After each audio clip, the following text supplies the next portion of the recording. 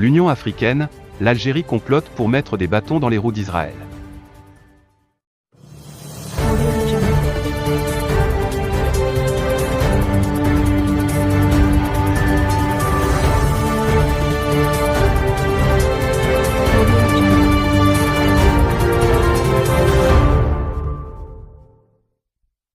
L'Algérie a renforcé sa campagne contre l'admission d'Israël en tant que membre observateur au sein de l'Union africaine, à quelques jours du prochain sommet des chefs d'État, prévu à Addis-Ababa en février 2022. Il y sera, entre autres, question de cette admission, et en sous-marin, Alger complote pour mettre des bâtons dans les roues de Tel Aviv. Dans quelques jours, doit s'ouvrir officiellement le sommet des chefs d'État du continent africain avec à la clé la discussion d'un sujet ayant fait débat dès juillet après l'accréditation de l'État d'Israël en tant que membre observateur. L'Algérie et l'Afrique du Sud, deux poids lourds du nord et du sud du continent ayant fait alliance pour garder une domination sur l'Union africaine, ont mené une campagne pour que l'Union africaine retire cette accréditation et ont réussi à obtenir gain de cause en septembre grâce à leur argumentaire. En septembre, une vingtaine de pays ont cédé face à la pression des deux pays, et d'autres se sont dit contrariés de ne pas avoir été consultés avant la prise de cette décision. Ainsi, la question de l'admission de Tel Aviv n'a finalement pas été actée sur le champ et sera posée ce février devant les 55 membres à Addis-Ababa.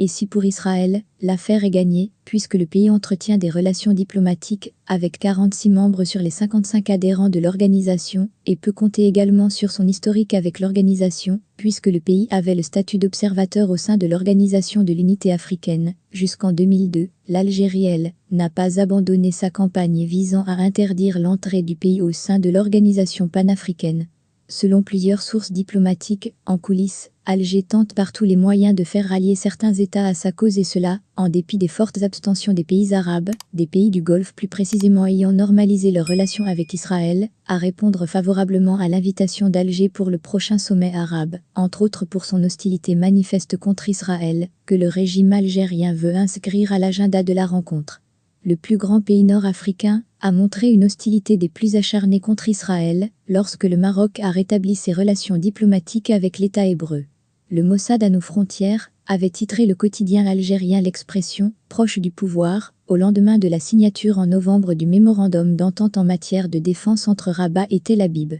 Israël sera chez elle au Maroc et aura l'Algérie à portée de missiles, de drones et même d'incursions dans ses territoires, a ajouté le quotidien, et qui résume la tendance de toute la presse algérienne. À une semaine de l'ouverture du 35e sommet ordinaire de l'Union africaine, les 5 et 6 février à Addis-Ababa, l'Algérie compte sur ses cercles d'influence africains mais aussi arabes, ainsi que le soutien de l'Afrique du Sud et son cercle d'influence comme le Zimbabwe, la Namibie ou au Botswana. À noter qu'en août dernier, sur la vingtaine de pays ayant dénoncé dans un mémorandum la décision de faire admettre Israël en tant que membre observateur, figuraient des pays comme la Tunisie où le président algérien vient de se rendre en décembre et où il a signé un chèque de 300 millions de dollars, la Mauritanie dont le chef d'État a effectué une visite de 3 jours en Algérie en décembre, l'Égypte où s'est rendu Tebboune cette semaine, et la Libye, où les contacts avec Alger se sont intensifiés depuis 2000.